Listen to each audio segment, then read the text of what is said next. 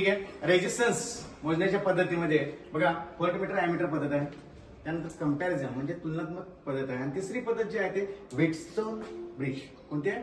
Wheatstone bridge. या पद्धतीमध्ये काय असतात बघा, 4 रेजिस्टन्स ब्रिज पद्धतीमध्ये जोडलेले असतात.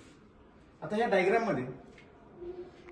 मध्ये काय दाखवलेलं आहे, 4 रेजिस्टन्स जे जोडलेलं आहे ते कसं जोडलेलं आहे, ब्रिज पद्धतीने जोडलेलं आहे. बरोबर आहे का?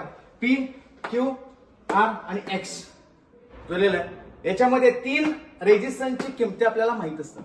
काय असतात? 3 रेजिस्टन्सची किमती माहित असतात आणि चौथ्या रेजिस्टन्सची किंमत माहित पाहिजे. त्याच्यासाठी आपण आर एक्स इथं दिलेलं असं नाव. लक्षात आलं का? येते का लक्षात? चौथा रेजिस्टन्स जो अननोन रेजिस्टन्स असतो, आणि अननोन रेजिस्टन्सची किंमत जर माहित करायचं झालं तर या पद्धतीनं आपण काढू शकतो. व्हीटस्टोन ब्रिज या पद्धतीनं. याच्यासाठी एक फॉर्म्युला आहे बघा, R X is equal to S गुणिले क्यू भागिले पी. ओके, हाच फॉर्म्युलाचा आपण काय करायचं, अभ्यास करायचा. बघा या दिलेल्या सर्किट मध्ये बघा किंवा या डायग्राम मध्ये दिलेलं आहे, काय दिलेलं आहे, 4 रेजिस्टन्स ब्रिज पद्धतीने इथं जोडलेला आहे. पहिला आहे तो पी, क्यू, आर आणि एस दिलेला आहे का? ओके, बघा पी, क्यू, एस आणि आर. या बीडी मधून ज्यावेळी व्होल्टेज जाईल, बघा व्होल्टेज कुठून जातो, इथे बॅटरी दिलेली आहे, ही बॅटरी दिलेली आहे, पॉझिटिव्ह कडून इकडे जातं. जात असताना बघा करंट दाखवतो आपण. इथं काय आहे, आय, हा आय जातो का, याच्यातून करंट जातो, गेलेला आहे. इथून गेल्यानंतर करंटला 2 मार्ग पडतात. पहिला I1 आणि सेकंड कोणता आहे, I2. गेलेला आहे का? हा सर्किट इथे गेला, आणि बी आणि डी याच्यामध्ये जे मिळणार व्होल्टेज असतं ते काय असतं, सारखं असतं. बी आणि डी मध्ये मिळणार व्होल्टेज काय असतं, सारखं असतं. त्यावेळी गॅल्व्हॅनोमीटर मध्ये हा जो आहे तो गॅल्व्हॅनोमीटर आहे, आणि गॅल्व्हॅनोमीटर मधून करंट वाहत नाही. लक्षात आलं? त्यावेळी काय होतं, सर्किट बॅलन्स होतं. सर्किट बॅलन्स झाल्यानंतर करंट वाहत नाही. लक्षात आलं का? येते लक्षात तुमच्या? इकडे लक्ष द्या सर्वांनी. आकृती म्हणजे दाखवल्याप्रमाणे पी आणि क्यू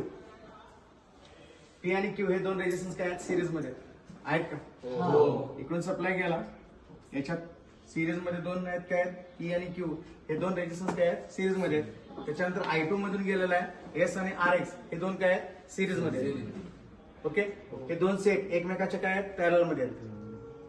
हे 2 सेट एकमेकाच्या पॅरल मध्ये आहेत. त्यामुळं याच्यामध्ये मिळणारा जो व्होल्टेज आहे तो काय सारखा असतो. काय असतो? आता याच्यामध्ये बघा एबी मध्ये होणारा व्होल्टेज ड्रॉप, तेवढाच व्होल्टेज ड्रॉप कशामध्ये असतो, एडी मध्ये. बीसी मध्ये होणारा व्होल्टेज ड्रॉप, तेवढाच व्होल्टेज ड्रॉप कशामध्ये असतो, सीडी मध्ये. येते लक्ष तुमच्या? जेव्हा पी बरोबर एस, इकडे लक्ष द्या सर्वांनी, जेव्हा पी बरोबर एस, क्यू बरोबर काय असणार आहे, जेव्हा पी बरोबर एस तेव्हा क्यू बरोबर आर एक्स असणार आहे.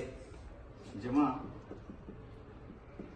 पी बरोबर एस क्यू बरोबर काय असणार आहे, आर एक्स. अशा वेळी काय होणार आहे, सर्किट बॅलन्स होणार आहे. काय होणार आहे, आणि गॅल्व्हॅनोमीटर मधून करंट वाहणार का, नाही वाहणार. गॅल्व्हॅनोमीटर मधून करंट वाहणार नाही, करंट वाहणार नाही. ओके, इकडे लक्ष द्या सर्वांनी. बघा व्होल्टेज, हा व्होल्टेज एबी, व्होल्टेज एडी, बरोबर आहे का? व्होल्टेज एबी बरोबर व्होल्टेज एडी. येते लक्षात तुमच्या? व्होल्टेज एबी बरोबर व्होल्टेज एडी. येते लक्षात? व्होल्टेज बीसी बरोबर व्होल्टेज सीडी.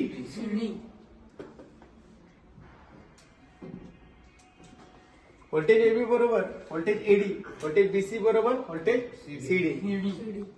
आता याच्यामध्ये बघा व्होल्टेज एबी मधून वाहणारा करंट कोणता आहे, कोणता करंट आहे, I1 गुणिले पहिल्या रेजिस्टन्सचं नाव काय आहे, अरे दादा नो I1 I1 गुणिले P, I1 गुणिले P बरोबर I2 गुणिले येस. हे झालं समीकरण नंबर 1. आता याच्यामध्ये समीकरण नंबर 2 बघायचं आहे आपल्याला. ओके, आता याच्यामध्ये I1 गुणिले Q काय येणार? I1 गुणिले Q, I2 गुणिले काय येणार? RX. समीकरण नंबर 2. लक्षात येते तुमच्या? परफेक्ट मध्ये लक्षात आलं का तुमच्या? इकडे बघा I1 हा करंट सर्किट ए मध्ये बघा, ए आणि बी मध्ये I1 करंट पाहतो, तोच करंट इकडे होणार आहे बी आणि सी मध्ये. म्हणजे हा I1 गुणिले Q आणि हा I2 हा I2 गुणिले RX. लक्षात येते तुमच्या? ओके, म्हणजे इकडे बघा सर्वांनी I1 गुणिले P भागिले I1 गुणिले Q बरोबर I2 गुणिले S भागिले I2 गुणिले RX बरोबर आहे.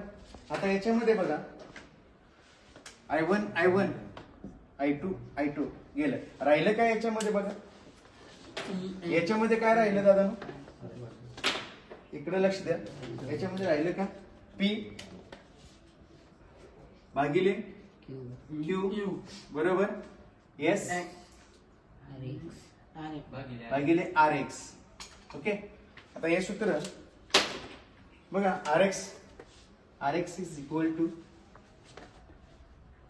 इक्वल टू Q गुणिले S भागिले P. झालं तयार? हा सूत्र तयार झालं. आजचा हा व्हिडिओ आवडल्यास लाईक करा, कमेंट करा, शेअर करा. बेल आयकॉनला क्लिक करायला विसरू नका.